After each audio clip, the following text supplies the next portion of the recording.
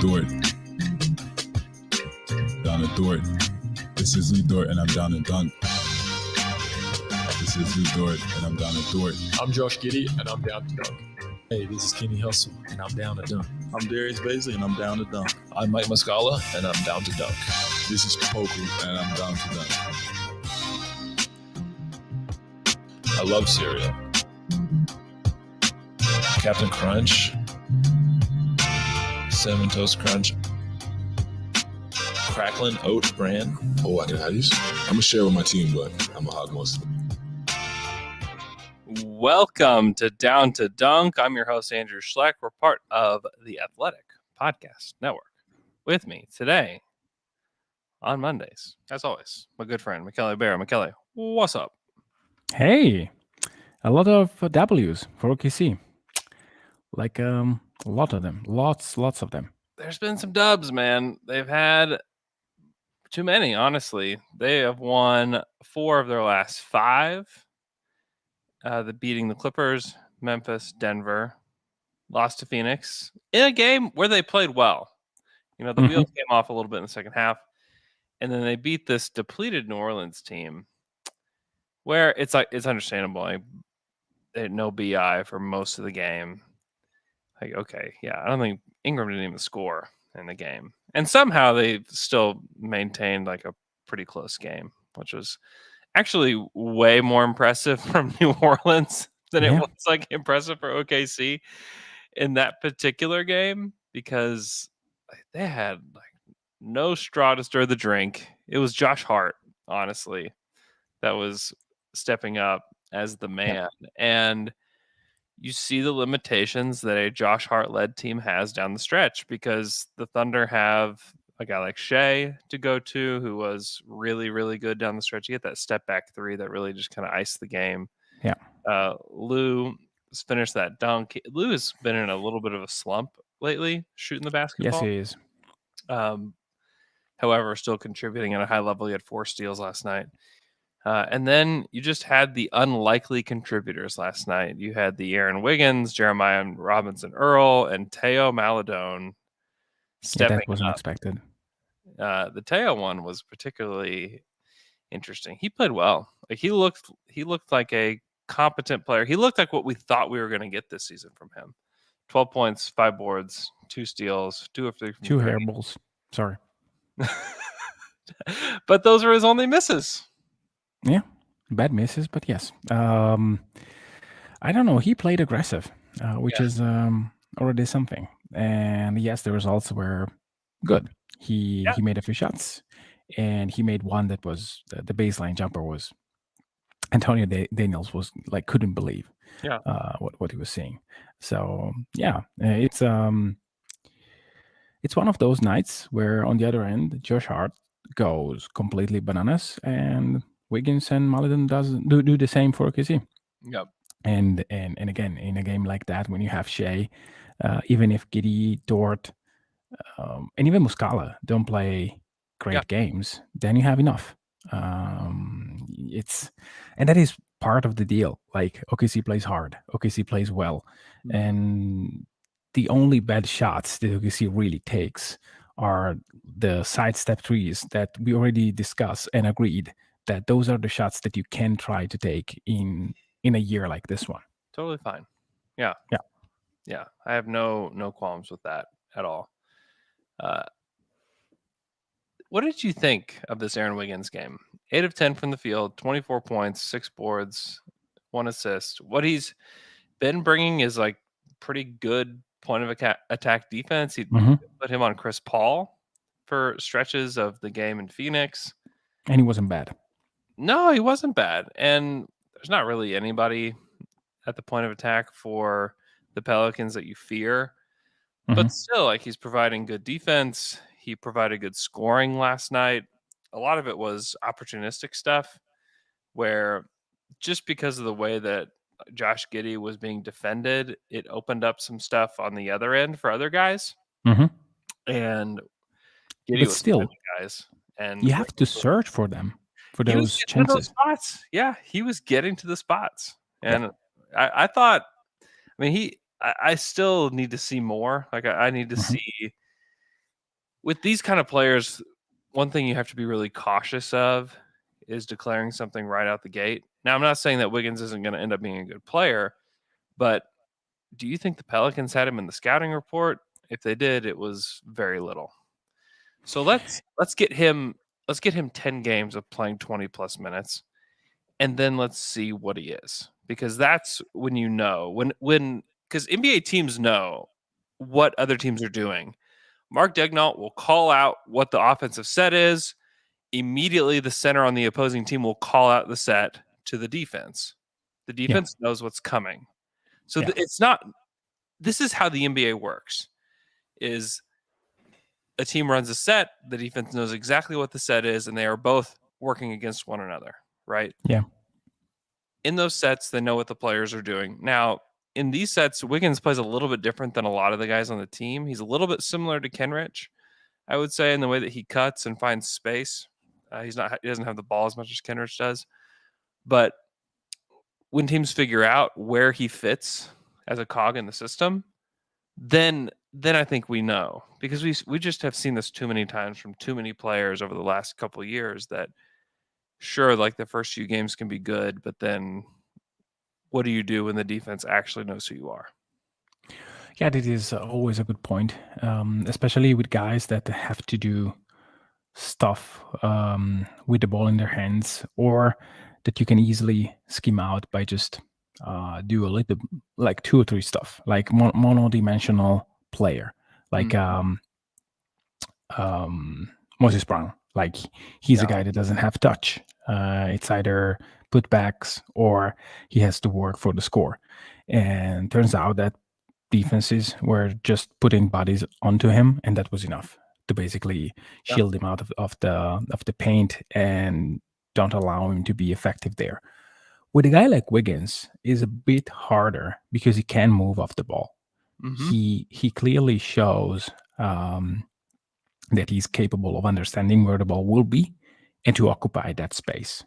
That is more of a read and react stuff. It's by design. There was I don't know if you or Alex retweeted that today. There was a short clip of Wiggins occupying the paint when Giddey was. Yeah, I saw it. Was his basically Giddey had his back to the basket and just saw Wiggins cutting and served him. Wiggins took the center of the paint and just was able to make a layup. Those were by design, but still the timing of it's really important. And you have to be ready. And so it's not super duper easy to scheme out stuff like that. Sure. But this to me would be how good is the shot? And I know it's boring, but if he is able to be a threat with his cutting and also be able to be okay in spot up threes, like Kenrich. Like Kenrich is not a special shooter of the dribble, but he's a very capable one of the catch. So if Wiggins can do the same, then it's quite hard to scheme out a guy like that, because if you take out the 3, he will occupy other space. He will cut. If you allow him to be a little bit, if you give him room, then he can take the 3. And also guys like that, if they are effective defensively, then I mean, it's harder to keep them off the floor in general. Yeah, he's only taken 27 threes on the season, so we need a much bigger sample than that. You know, he's 33% on those 27 shots. That's a good start, I would say. Yeah, the shot is quite flat. Yeah, like it's not the motion is good, but somehow the last part of it doesn't get too much height on the shot. So I don't know. It's not a very good sign, but it's correctable. Like you can really work on that. Maybe not in during the season, but this is something that you can add. And we also have to keep in mind that he's not young. He's a rookie, but he's older than Jerry, older than Bazley, older than Poku. He turns 23 on January 2nd. Yeah. So That's He's basically the same age as Shai. He has, I think, a couple of months more than Shai. yeah, he's like 6 months older than Shai. Yeah, or 6 younger months. than Shai. Yeah. Yeah. I mean, that is a part of the equation here, is that the runway is a little bit shorter for a guy like Mhm. Wiggins. And to his credit, in the time that he's gotten this season, he has taken advantage of it and he's played well. And he contributes not just as a scorer like he did last night, but he contributes on the defensive end, and he's modern, like he's a modern wing. I wish he had a little bit more length, but he makes up for that with his effort and athleticism. And so, yeah, I mean, you can't wish for much more in a second round pick. Will he become a rotation player in the NBA? There's still a lot to see there. There's not. Yeah. There's nothing defined there for him. But yeah, you're right. He is older than Dort and Bazley and all those guys, which is kind of interesting. Speaking of Bazley, oh yeah, go ahead. No, I was just thinking, you have half a season to test him out. Yeah. And if you feel that part of what makes Kenrich special, you can find it on Wiggins, because after 6 months, you will see if he's a player that can be part of a rotation or not.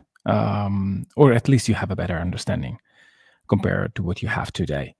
And so maybe you just play out the season with both, and then either during the draft or in the offseason, if you see that, hey, Kenrich wants to be elsewhere because you are still in rebuild mode and you have another year where you don't know what you're going to do, then you may have an option. I really see him as a very similar type of player than Kenrich. I mean, they are both 6'6", 6'7" guys.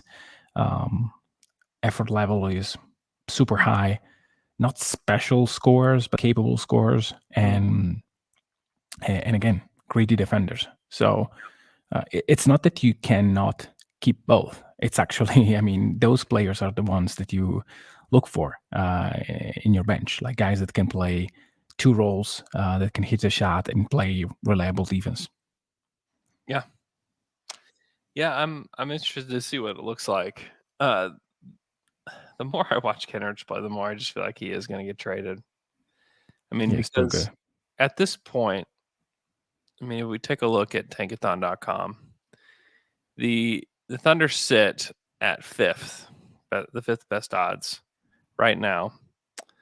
That New Orleans game was actually kind of a big one. So the next few weeks matter a lot. The Thunder have started to get some players to go in health and safety protocols, which by all accounts, like there's more to come. Like the way that this virus moves, there's more to come with the Thunder, especially with the way that Trey Mann got pulled. I mean, Trey Mann was warming up with the team last night. Wow. I mean, Bazley was pulled earlier. I thought, okay, perhaps it's isolated. Maybe Bazley got it over the holiday, yada, yada. Then the Trey Mann thing happens, and you're like, okay, well, there will likely be more players that will test positive here, and we'll have to sit for, I don't know, 10 days or for however long they need to. And then that will shape things a little bit more. That's shaping the entire league right now, actually. So maybe we'll get some Vit Krejci minutes. Like, who knows? But the Thunder sit at fifth. Sacramento, the Thunder play Sacramento. It's an important game, actually, for the Kings to win. That's coming up. And then it's teams like, I would be shocked if the Thunder finished with a better record than Portland, Indy, San Antonio, New York. Like, those sounds winnable games. Yeah, I mean, I just don't think they're going to, though. I really think those teams are going to finish with a better record than the Thunder. So I really do think the Thunder will end up in the bottom five.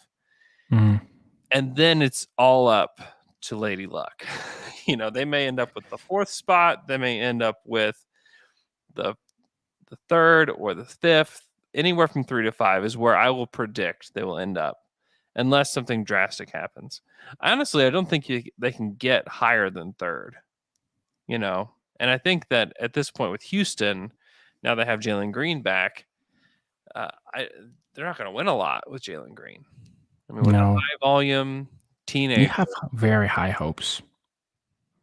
I mean, I was on this, and it's not like a victory lap because it's not. I'm just it is. think That's okay. no, it's not. I said many times, give Shai a functional big man, and he'll have a 30-win teams. Give it or take. Yeah. And I just think that is the case. I mean, Shai is very good. Shai is very good. And if you have players like Kenrich, and you find this Aaron Wiggins guy that somehow wins you a game, and then you have Lou Dort that is on a slump now, but he carried you for like a big chunk of the season, and then Giddey is good, and then like Favors may not be horrible for a couple of games. I mean, like you mentioned Portland, you mentioned San Antonio, Indiana. I don't trust them to be worse than them. Yeah. In Portland, maybe because sooner or later they will do something. They will be either terrible or better after the trade deadline. But teams like Indiana, I think it's likely that they will trade one of the good players and then they will be bad, like worse than OKC. I'm not convinced that they have. Yeah, they will stay at 5. Maybe, surely, if Shai plays less or if they have an outbreak and they somehow have always the regular number of guys but never the good ones, then maybe they can go into a 10-game losing streak. Yes, but because they don't have Shai. If they have Shai for 70 games, I just don't see them being below 24, 25, 26 wins. And to me, like, it's hard to picture them being just number 5. It's just hard. Yeah. I'm sorry. I think that's still where I think where they'll end up is in the bottom 5. And I hope so. some of it is that I think they do need to pull some of the levers. I think they need to stop playing Mike. I think they need to acquire some young, like green big man. Like if they could probably get Bol from the Nuggets for just about,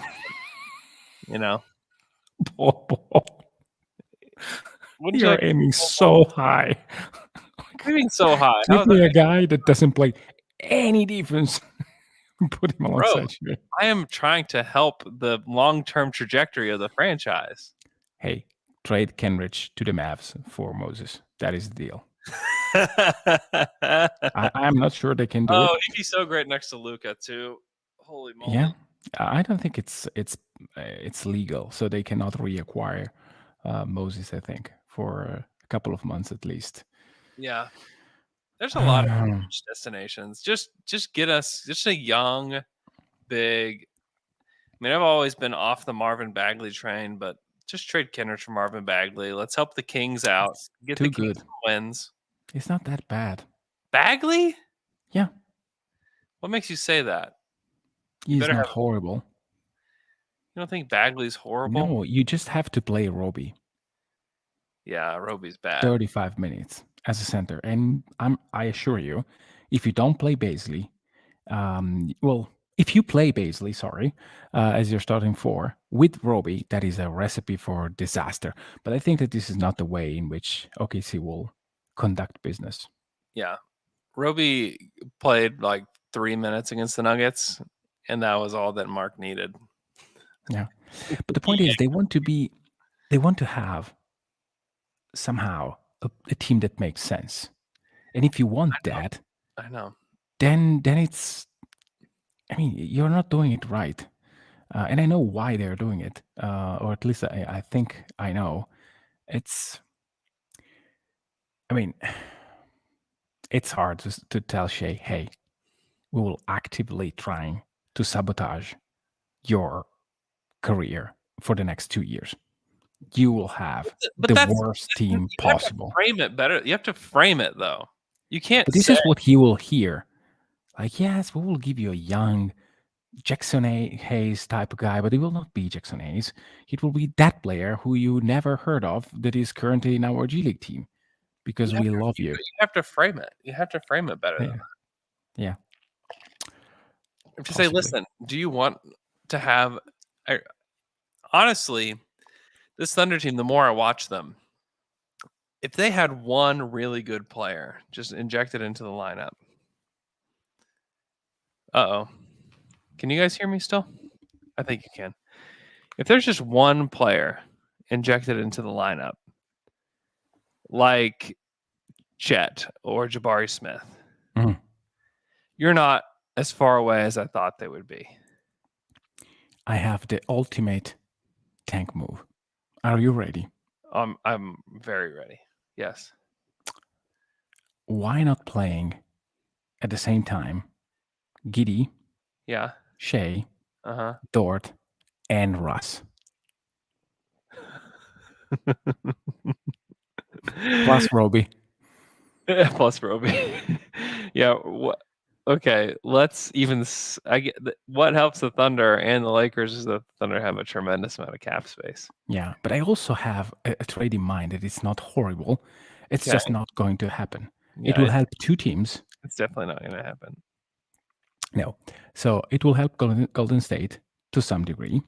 Okay. It will help clearly the Lakers.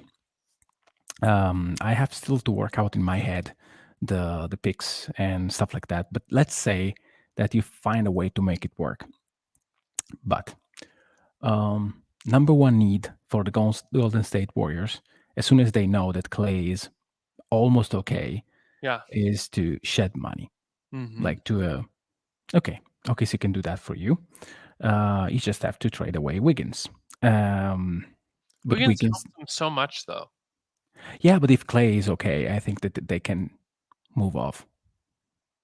Yeah. Especially if they can find a... Do they care about shedding money, though? Do you think they really care? I mean, I don't know. I don't think they do. So suppose that Clay comes back. Okay.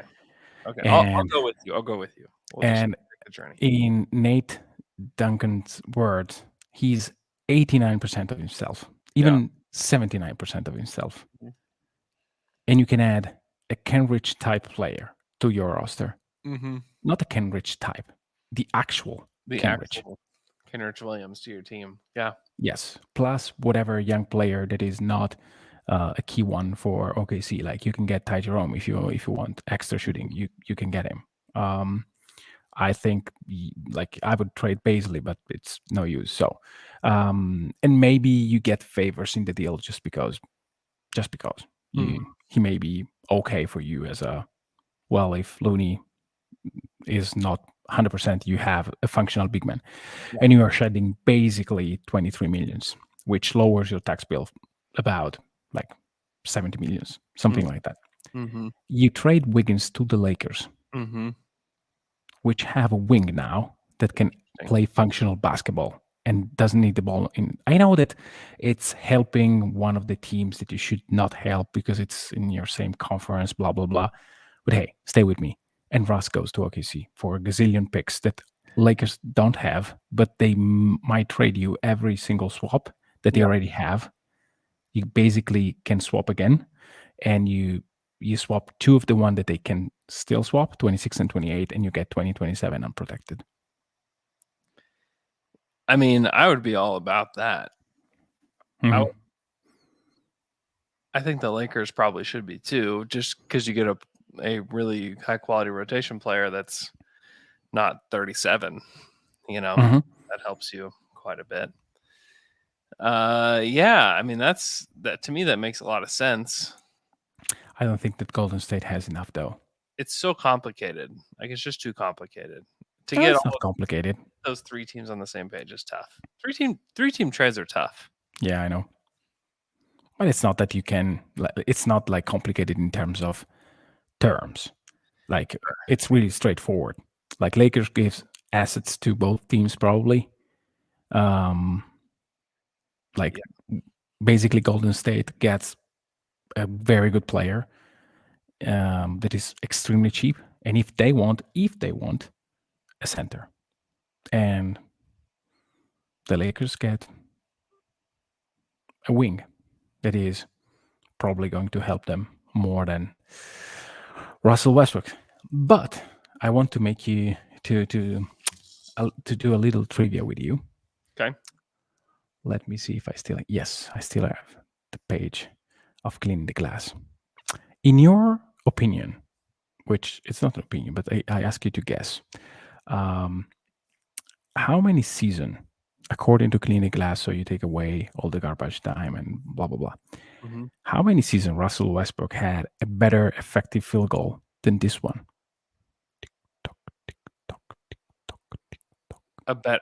Better than this one? Yes. 5? It's actually only 2.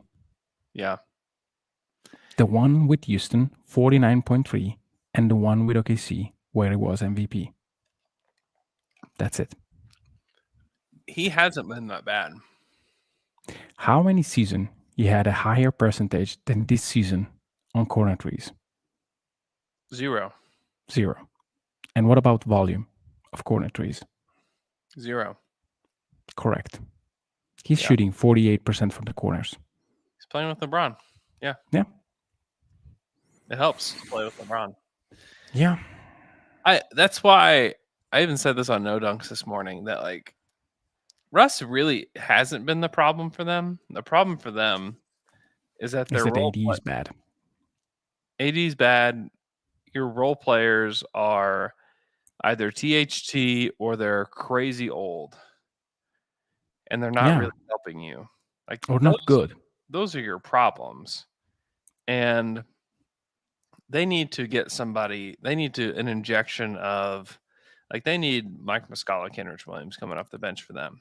Yeah, or just a center that can shoot threes, that Russ can hit on a pick and pop action. Yeah, just that. They just need a little bit. They honestly need like 2 role players to me to get there, and they don't they just flat out don't have those guys.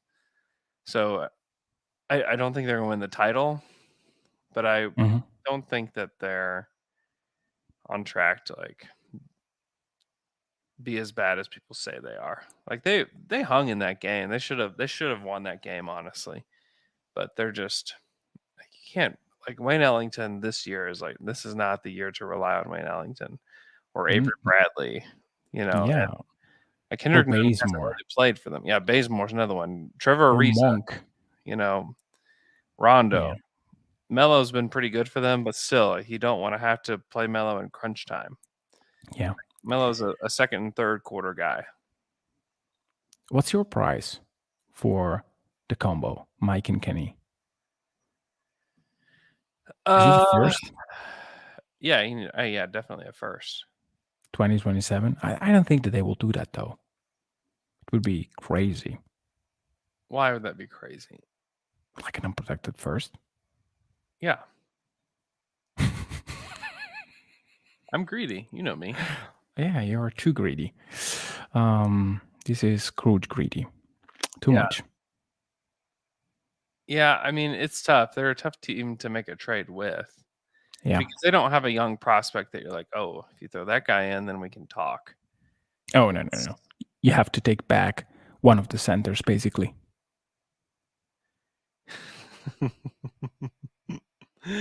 Hey, that may be the move. Hey, we solved the problem. Like, play Favors and DeAndre Jordan the entire time. I don't want DeAndre Jordan here, but anyway. DeAndre they will be here awful. Either. DeAndre would not play here. No. Like, straight up would not. No. He would just say no, thank you. No, but I don't think that OKC will ever buy him a ticket to come. Say, okay, yes, you are formally with us, but you can join Myers Leonard in our guys that we have traded. Oh, they could do Ariza, and they could Ariza. Or could they do Ariza? Yeah, I think so. So you could do Ariza and Ariza and DeAndre Jordan plus an asset for Kenrich Williams, Mike Muscala. They're not trading. I don't think they're going to trade Mike. I think they want to keep him around. But that would be tremendously helpful to the Lakers. Yeah. Which, again, sometimes take OKC. I mean, sometimes a player like that can be the key to win or lose a couple of regular season games. I don't think that Kenrich will change anything in terms of their playoff odds. He should. Kenrich could just give them a reliable player in most of the minutes in a playoff night, but I don't trust Kenrich. I'm sorry, Kenny. You can prove me wrong, but I don't trust Kenny as the player that you can trust with the last shot. Maybe you do it because you need, but I mean, you want other players to be there and taking that shot to win you a game. But he can play for 25 minutes in a playoff game, I'm sure, and he will be better than Bazemore, Monk, or Ellington. Yeah. I think you're right in that it doesn't move the needle enough for the Lakers. Yeah, that's why they don't give you a first. Maybe a swap. Yeah, I am not really too keen on that kind of trade, to be honest. Yeah, that's why it's very hard to trade a guy like Kenny, and this is why, I mean, a deal with the Warriors somehow that get Wiggins somewhere that it's not OKC, because there will be teams in search for a guy like him. Yeah, I mean, he's a wing, versatile wing that can play good enough defense that in a functional offense can be your play finisher, especially if you don't have him like handling the ball too much. Then he can be a fine player, maybe not a quality salary, but if you don't have that problem, then why not? Yeah. And if OKC can give Golden State a guy like Kenrich, they have the young assets to give you something. Even if you have to do, I said it, and probably we already discussed it, that I would absolutely try to get Moses Moody. I know that it's hard for them to let him go, and I'm not saying that I want to get Moody for Kenrich. I'm willing to pay first in addition to Kenrich. And that is a trade that I think it's borderline for the Warriors. But maybe if they see something from Kuminga, and I don't know, they really want to move Wiggins, that is a trade that if you find a receiver for Wiggins, it's not that terrible, especially if the first is a good one, like a pick that actually becomes a first round pick anyway. Yeah. I don't think they're trading Moody. I just don't think they would do it. They are really, I think that the Warriors at this point are pretty obsessed with winning now plus bridging the gap to the future. And they are doing it. They're able to do it. Yeah. And so that's where I think they kind of draw the line. It's like, yeah, we're not gonna do that. I think Utah is a good destination for Kenrich. Utah kind of needs one more wing defender to help kind of get them up. I think the Celtics are another interesting one where they don't have a wing that they can really rely on. So could you get a Aaron Nesmith? Would you do an Aaron Nesmith swap for Kenrich? Yes. Which is mildly interesting. I would target like Cam Reddish so hard. He could really help. Yeah, I just don't think that you're gonna. I mean, it would have to be Kenrich in a first, probably, for Cam. Yeah, maybe not as good as the first that you give away for Moody, because there is so much unknown with Moody. With Reddish, you know that he's okay offensively, okay to good offensively, but the defense you can clearly point out the fact that he's not a good defender, and it will be a while. But these are yes, I mean, you have so many picks, and you don't have to waste them. But there is not really a difference in like taking 2 first and get to Pokuševski at 17 or 16. I always forgot which one. Compared to package one of your players and a first to get a former first round pick that you like. It's not really different. Yeah, I don't disagree. I do think that kind of the point of all of this is that the Thunder have a few levers to pull here to get a little bit worse to maintain the 5th spot or worse. And like the Kenrich Williams one is probably one that needs to be done. Yeah. If that truly is the goal, and that's a goal that's been set by the franchise, like that's where they need to go, and then they need to probably play, like you said, Isaiah Roby a little bit more. They need to play Vit Krejci. They need to experiment a little bit more. And they've done a lot of that. To their credit, like they've done a lot of that. Yeah. And they just keep bringing in guys that can help. And they found a role. I feel bad for Bazley that he got COVID because he really was carving out a role that made sense for him. It was, you mentioned this on Thunder After Dark, they're carving out a Jeremy Grant role for him. Yes. And it looks like They the are. Jeremy Grant plan. And if he didn't get COVID, I was going to ask Mark about it last night, but I don't really want to ask a question like that when he's not playing. But it does feel like they're putting him on the Jeremy Grant plan. And like, great. Like that's where you need to start giving him, smaller assignments and bring him off the bench and ask him to do 3 things. And if he can get better that way, that's great. Like that's. So I'm interested to see. I think ultimately, like playing more Teo is going to lead to more losses. I think that playing more Roby is going to. It depends. No, I can't pretend. Last night was the outlier for Teo. Yeah. Can I say something about Bazley real quick? Hey, you can right after this quick break. And we're back from that quick break, and Michele has something he wants to say about Darius Bazley. People were familiar with your show, our show. Will remember my interview to Rick Foyce. It was, I think, 3-4 years ago, and I remember him discussing passionately about the fact that you don't have to put a player in a box, and that sometimes players are putting themselves into boxes. Sure. But there is a difference in basically letting a guy working through the mistakes and slowly showing him, hey, I know that you may be able in the future to do C, D, and E, but you could be very good in A and B. Yeah. And now you tried to do a little bit of everything. We know that there is a path for you to reach C, D, E in the future. But right now, we have to build your confidence doing mostly, not only, but mostly A and B, because you could be very helpful. In a year from now, you're up for a contract.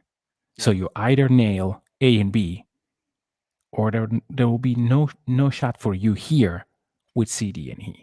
And this is not boxing a player. It is giving him time to show where he is in all the features of his game, which they did. And then at a certain point, you have to say, okay, this generalized development that we tried for you doesn't work. You're not good in a role that is not really defined. You were good in a defined role in terms of shooting the 3 and being like a spot-up guy. Now you showed us that you're also very good in defending guys, closing out guys on the perimeter. Let's try to put you in the best position to do that, and maybe to have an advantage when you try for a few possessions, C, D, and E. Because when you drive against a slower guy, you can be effective, which he was at the end of last year. He was driving like crazy and having very good results at the rim. So it's not about putting him in a box. It's about, hey, you could blossom in this role, and then slowly you will add. Yeah. Well, I think part of it is like convincing the player that that's where that's what they need to do. And some of that is like letting them play and showing them like, hey, here is actual film showing you trying to create off the bounce and trying to finish in this way. And you're pretty far away from being able to do that.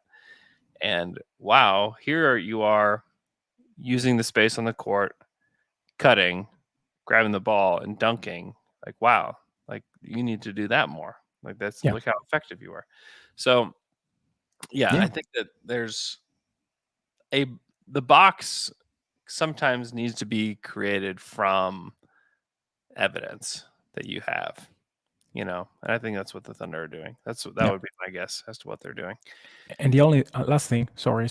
I know that we are derailing the plan, but there were possessions when Giddey, when Bazley was starting, where Giddey had the same kind of back to the basket, wait for the cut, and the cut was never there. And Wiggins in one game, 2 games, I think he did it 4 times, and he had 4 baskets.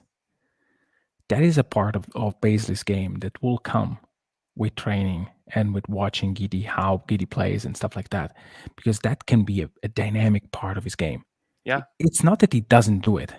It's that he does it very little in comparison of the chances that he has.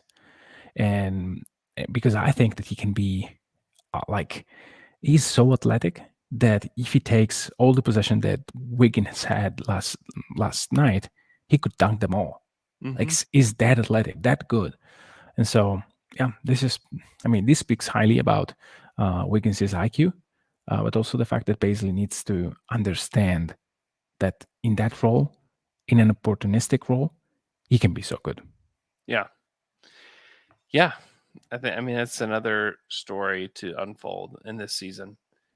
Definitely, because I think that they still have to make a decision on Bazley, on what they want to do with him. He's somebody that still could be traded this season. I would not be surprised by that. So just something to watch for with Darius, because I do think that role is interesting. Obviously, there are 3 guys in this upcoming draft that would fill that role a lot better than what Darius can, and I think the hope still lies in that they could get one of those guys, but they're going to need some Raptor-size luck in order to get there. So news that came, this will be our last segment. Paul George will be out likely a month. Usually these types of injuries keep players out for 13 to 15 games. And that's a big deal, because if you haven't been paying attention, and I'm confident everybody that's listening here is paying attention, the Thunder have the Clippers on protected pick. Right now, it would be the 20th pick in the draft if the season ended today. But the Clippers have quite a schedule coming up. And they lost to the Nuggets last night in a very, very close game. The Nuggets have kind of struggled recently. But lost to the Nuggets. They have Brooklyn upcoming. Who knows who will be available? That's tonight. My guess it's the James Harden crew would be available for that. And they played quite well on Christmas Day. They do have Boston coming up, which Jason Tatum just went in a health and safety protocol, so that's a little bit easier now in Boston. Toronto, Brooklyn again, Minnesota, Phoenix, Memphis, Atlanta. Maybe by the time they play Atlanta on January 9th, they will actually have a basketball team available to them. Denver, New Orleans, San Antonio, Indy, Denver, Philly. It's not an easy one. It's not easy. It's not crazy hard. But then the way they finish the season, they've got some tough ones upcoming. So it's something to continue to watch, because if they can get that pick in the teens, or if they can get really lucky and somehow get a lottery pick out of the Clippers, it will be, that's something that can help mitigate the frustration of the Thunder winning too much, is that perhaps they can get 2 lottery picks instead of 1, and then have a chance to, swing twice in the lottery, which helps. It's always better to have 2 than 1. Hey, and it's still a draw. Anything can happen. Yeah, it's true. It's happened before with the Clippers pick. Yeah, it's extremely unlikely, and the Clippers have a very good coach. They have a good coach. They have guys that work on their team. Resilient guys. So it's hard to see them going, say, 3-12 over the next 15 games. but maybe they go 6-9. That can happen. Yeah. And maybe they are just slightly below or around 500. There are teams that are struggling mightily right now, like Dallas. I mean, I don't trust Portland. I absolutely don't trust the Spurs or the. I kind of like the Spurs. Yeah, but not to really be a strong contender for a playoff spot. Maybe the playing spot, but and anything can happen if you reach the play-in and not the playoffs directly. Then you can lose and boom. Best point differential in the NBA or in the Western Conference. Who? The Spurs. Really? Mm-hmm. Since when? Beginning of the season? Mm-hmm. Point differential. Yeah. +2.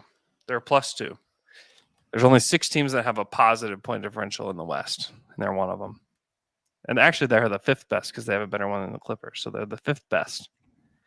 It's Golden State at +10, Phoenix +7, Utah +10, Memphis. Oh, I thought. 2.5. Okay. No. I thought you said the best point differential. No, that can't be right. I'm not following the stats so closely. It's best 5. Fifth. Okay, then yeah, it's still surprising. Still very surprising. Yeah. Mm-hmm. So I actually think the Spurs will surpass the Clippers during this stretch. One can hope. The Lakers and the Mavs, and I don't know what to think about the Timberwolves, but those teams should too. And then it's going to come down to, can the Blazers or the Kings get their act together? You know, it's a lot of teams. That's the big problem. With this, is for the Clippers to fall out.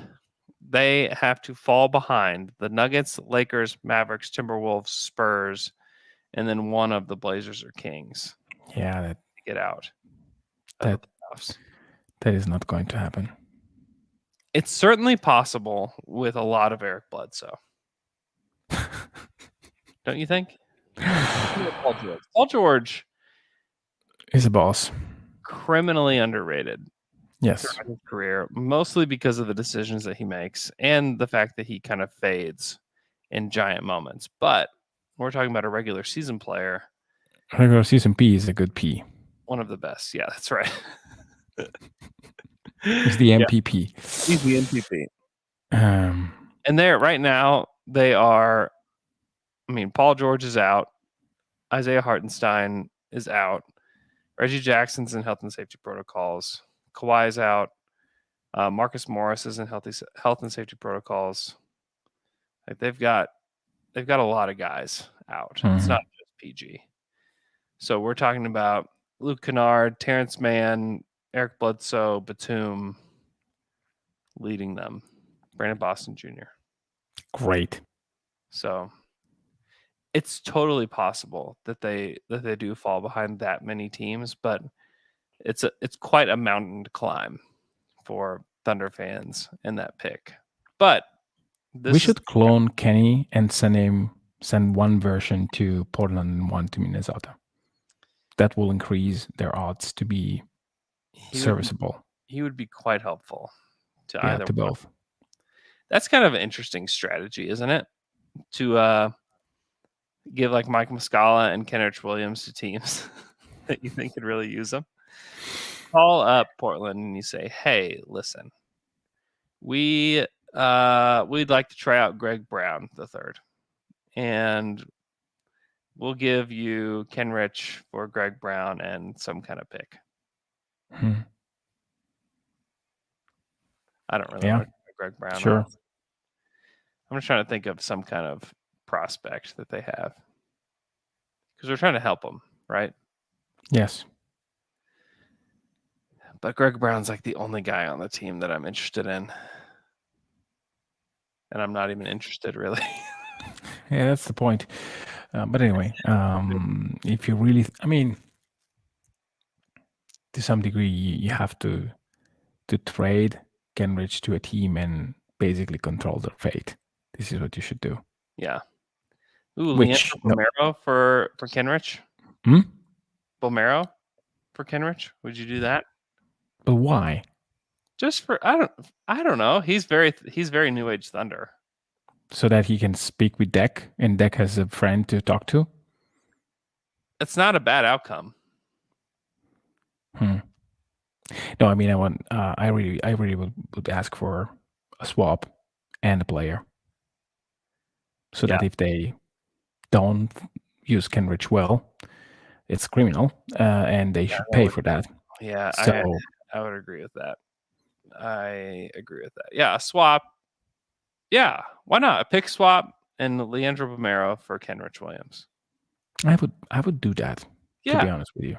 Yeah, me too. A pick that you can swap.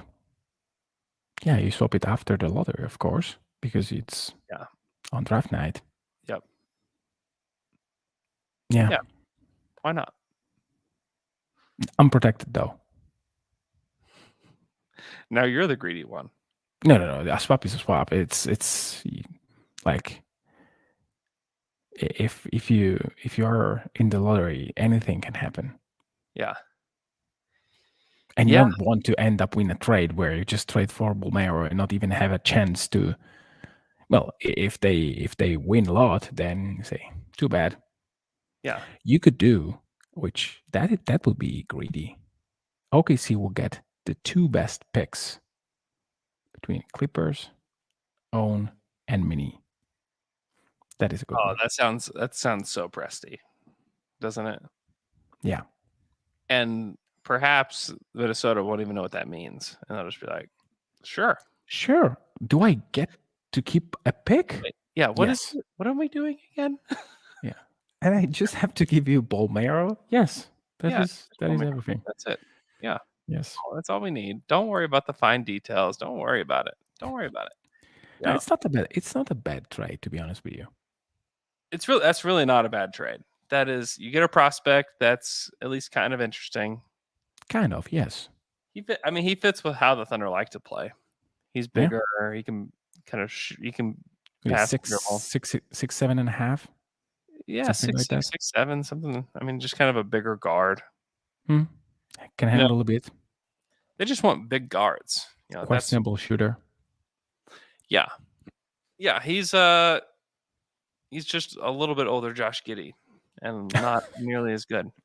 We didn't talk about Josh's double-double, his weird double-double that my guy Keith Parrish, which, Keith Parrish is the one that deserves the credit for this stat. And anybody else trying to take credit for it, I don't like it. I won't stand for it. I'm a little upset about it because it appears that everybody just copied off of Keith here, because Josh Giddey is just the second player in NBA history to have a double-double with 0 points. Nam Van Leer in 1971 had a similar double-double. So 0 points, 10 boards, 10 assists. Unbelievable game. What's cool is that he's still contributing at a really pretty high level for this team, but the scoring stuff is an absolute struggle for Josh. Every time I hear this in my mouth, I can just feel pepperoni and just feel Jay's Pizza coming my way. That is the only thing. No, seriously. Yeah, the offense the shot is quite bad. The good thing is that he knows it, and he will try to address it. Now, this doesn't mean that he will be able to address it, but I think that there are 2 main points about the reason why he is struggling so much. A is, defenses are just collapsing like crazy. They will not give him his right end, especially when it comes from the left side of the court. He's really able to just put the defender in such an angle that he can easily drive and lay it up. So I think that with better spacing, that will come back. Now he has to learn how to play with Shai, and they have to learn how to play off of each other in terms of creating spot-up shooting for each other. But that is another story. And then the shot needs to come. He needs to absolutely cut out of his game the crazy step back jumper from 2. That doesn't belong yet. Yeah. And similar to like Bazley. I know why he's taking pull-up threes. But no, not today. Yeah. It's not going to help anybody. If you want to take 3 corner threes, please do. No one will be bothered by that. I know that if he's in the corner, he's not creating, but I think it's a good way to put him in rhythm. And the defender will naturally pay attention to him, even if it's not on the corner. Like, you start hitting from that spot, then the defender will turn his head a little bit. And maybe this is just what you need. I mean, remember PJ Tucker. PJ Tucker was a great shooter only from the corners. And in the other spots were just normal. But like, people were closing out most of the time. Yeah. Like, very disciplined team, no. But in general, yes. Even if it wasn't his spot. So I really think that he should be more of a corner 3 shooter first. And then if the defense adjusts, if it's your night, then you can leverage it a little bit more. You know what he's shooting from the corners? Please say that it's a good number. Just make a guess. 36.3%. Oh, you're very close. 37% from the corners. Okay. That's not bad. It's not bad. But it's It's not very bad. limited amount, but hey. Yeah, only 24% of his threes come from the corners. Yeah, well, that is not bad. Yeah. I thought less. So we need to just up that a little bit. Yeah. You know who Make it 40. You know who's shooting best from the corners? I Guys should. that actually play. Hmm? Trey Man. Yeah, among guys that actually played. Oh, I just said it. Did you hear me say it? No, Oh, but I have no idea. Trey Man. Damn, I should have said that. 50% from the corners. Ty It Jerome can be him. also 50%. Aaron Wiggins is also 50%. But how many shots from Trey Man? It's not very many. It's probably less than Giddey, like quite a bit less than Giddey. Yeah, okay, that doesn't count. Yeah. Mike Muscala, only 31% from the corners. Yeah, he's more of a above the break. Yeah. Trailer. Yeah. Poku 25%. Teo 22%. Paul Watson 16%. Wow, Paul Watson. 2-way because he's a shooter. But is he? Who knows? He all could right. be. That's all we got for today. Thank you so much for listening to our show. Be sure to leave us a 5-star review. This is our last week of 2021. I can't believe it's almost over. Unbelievable.